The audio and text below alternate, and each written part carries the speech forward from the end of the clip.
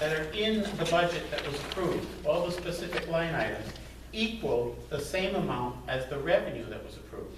So that committed rental revenue this year is restricted to, you need it to support the budget. There is no committed rental revenue this year available for general use.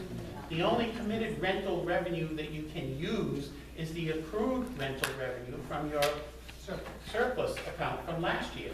So when that decision was made, and apparently it was said, oh, we'll take it out of this year's committed rental. This year's committed rental, the $60,000 is required and needed to support all of the expenditures that are in that budget. In previous years, what Lisa did was she put one line item in the committed rental account for the total amount of the anticipated rental, and she called it capital projects and outlays. And then during the year, as they chose those projects, that dollar amount would be reduced and the specific payment would be posted in a specific line item.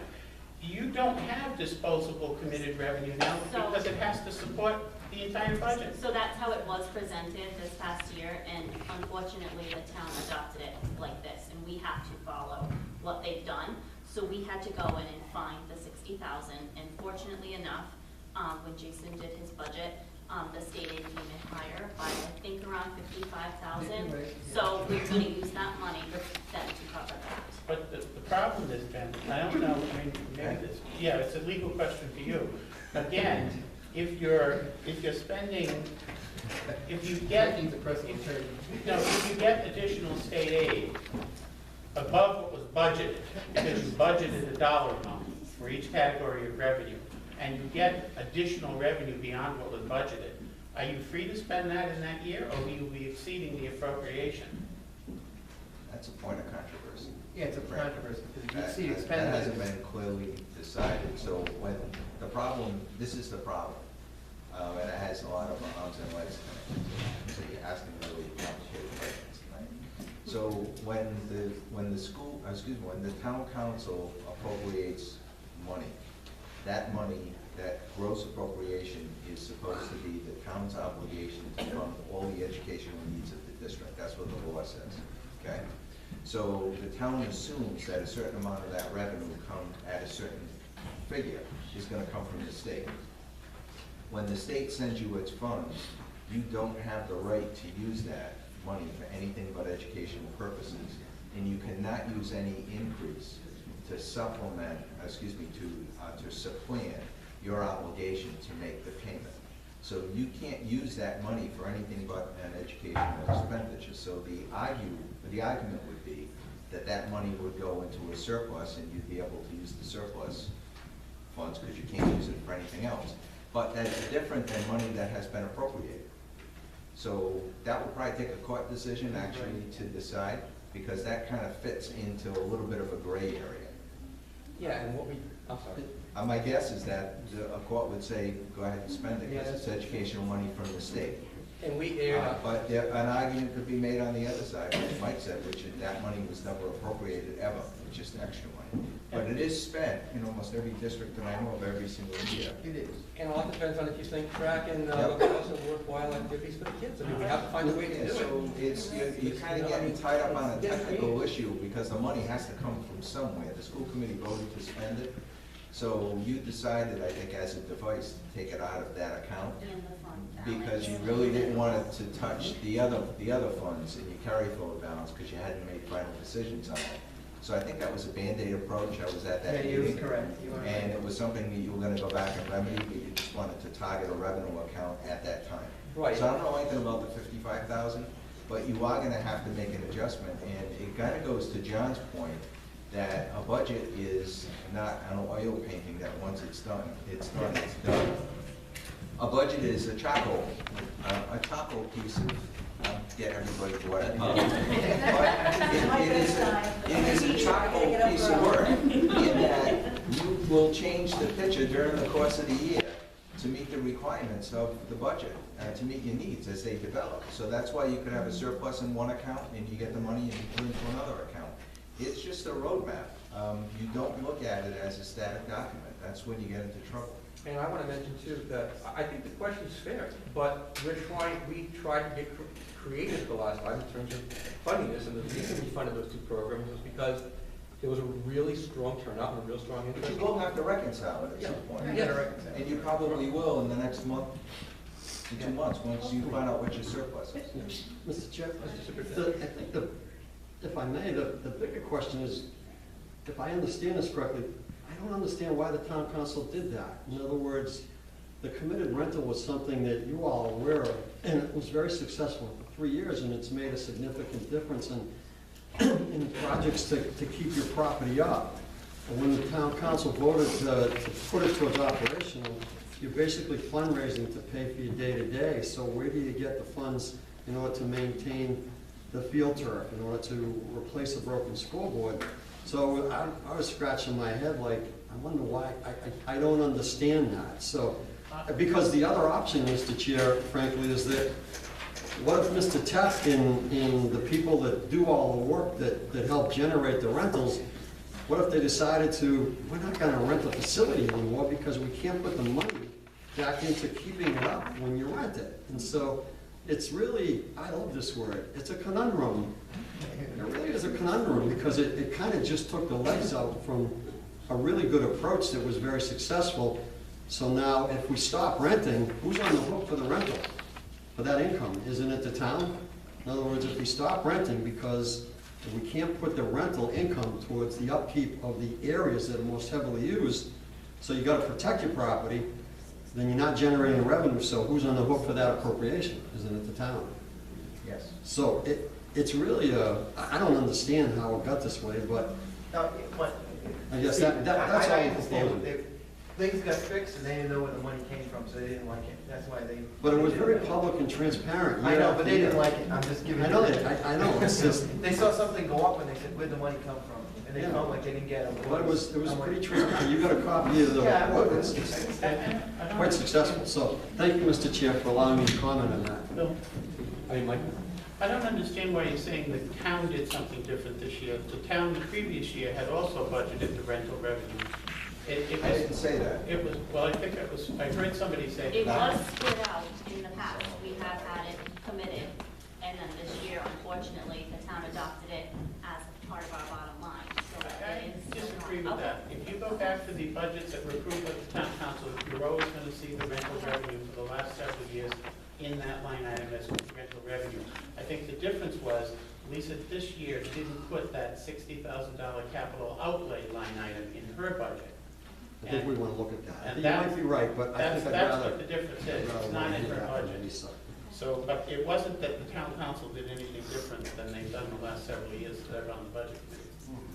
So, Mr. Tech, do you want to comment on that? Yeah, I want to make a comment. Please.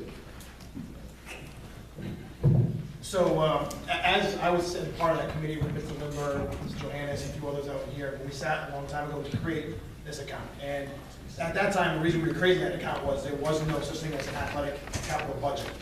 Anytime we wanted to submit anything to the town, whether it be repairs to the gymnasium or the gym floor, it went nowhere. Like, it just didn't get off the floor, and it never went there. So part of the reason we designed that was we said, okay, if we can then take the burden off and say how we're gonna upkeep our facilities and renovate them without having to go back to the taxpayers and ask for these capital budget improvements, that was part of the reason that that whole policy was put in place and we generated that team program, and why I became the point person underneath that rental procedure to anything that had to do with athletic base, whether it was a gymnasium, a turf field, ball fields, things of that nature, I would handle and then move forward through the process. And then that's how we would accrue some of the account. Therefore, understanding that that money would go back to the kids, it would go back to our facilities and things of that nature, and we've done a tremendous job with that. And, you know, beg your pardon, I know Ms. Raymond said it, but I really don't care where they want to know where the money came from, because we did it the right way.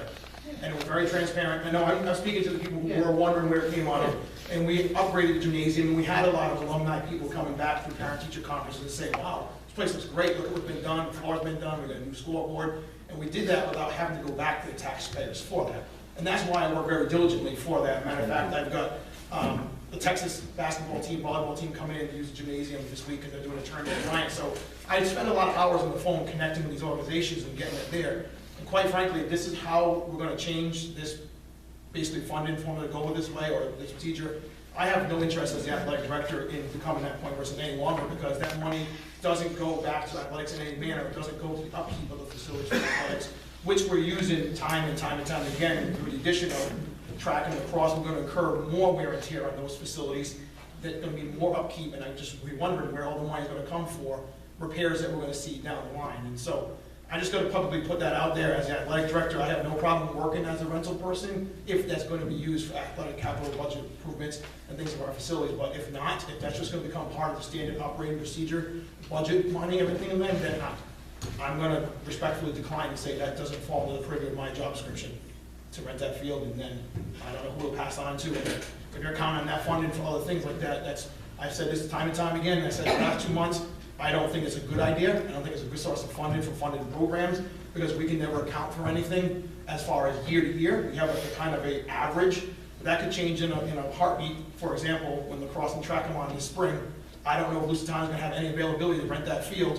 And they're on the hook for about $15,000 to $20,000 a year annually. Right. But I don't know where I'm putting them if we have our programs running on the field at the same time. So if you're saying that's expected to generate $60,000, but I'm gonna take $20,000 or $30,000 right off because we run a new sport, I don't wanna be involved and be on the hook for any of those decisions in regards to doing that. It's not my responsibility to be fundraising for the budget. It's just really not. So that's all I really wanted to mention on that.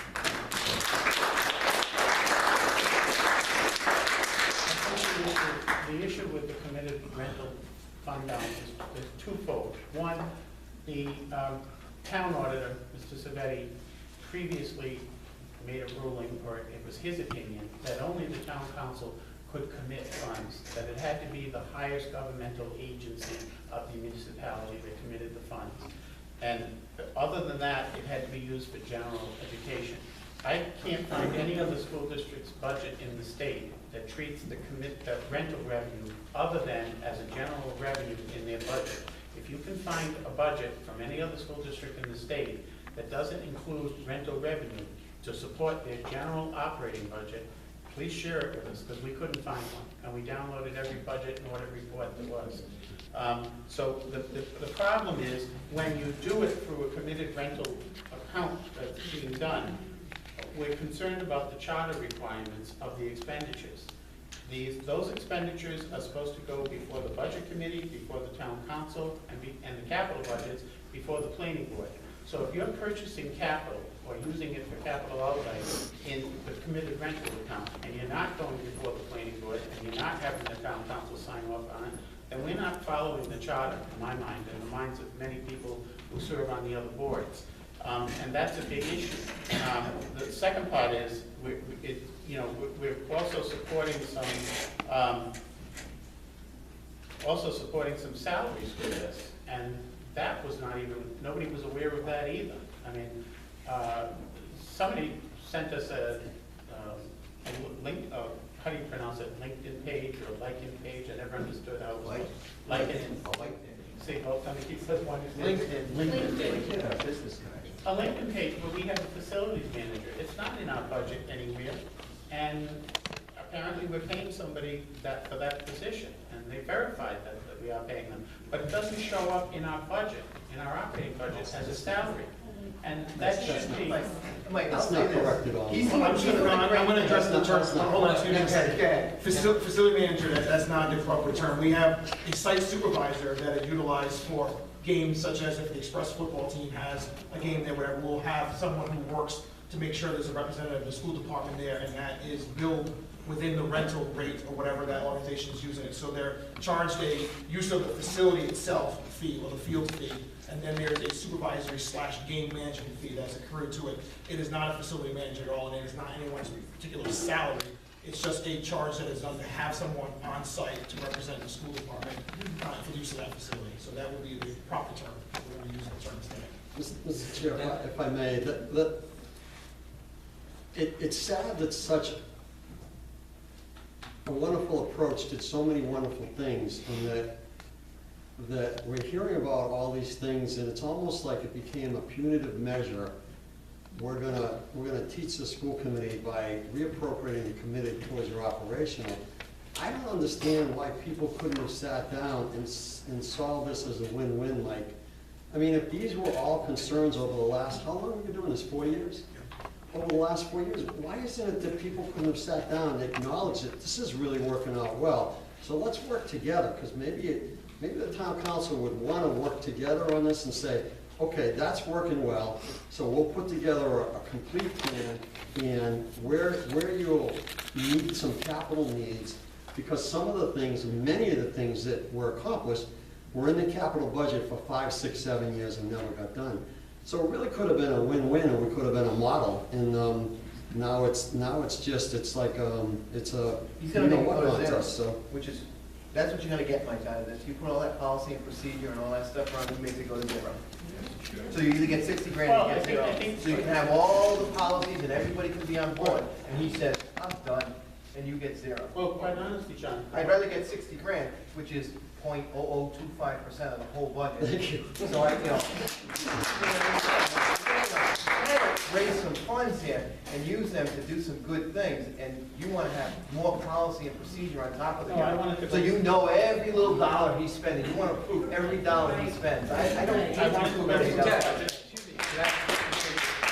How many kids between the, I mean, how many kids do we project, if you haven't projected yet, now that we've had it? Do you hear any feedback on the track and lacrosse? Does it look like there's gonna be a, I mean, one of the things that we said, we're gonna look at how active this is. Yep, One it's, of the questions. it's tremendously picked up on both avenues. I know in the track, it's a lot of talk about it, and the lacrosse is now starting to warm up, very much so. Because now, I think when we first announced it, sometimes the shock of good news takes a while for them to actually accept this is really happening, because we spent many, many years talking about it, and was this gonna be a possibility? I think that they understand now, like with the school committee's decision and the actual ordering of uniforms and the postings on school spring, like, that this is actually happening here for this spring. And so I see that there's a lot of buzz in the high school, especially about both of those sports, because they're brand new. So I mean, that's an exciting thing.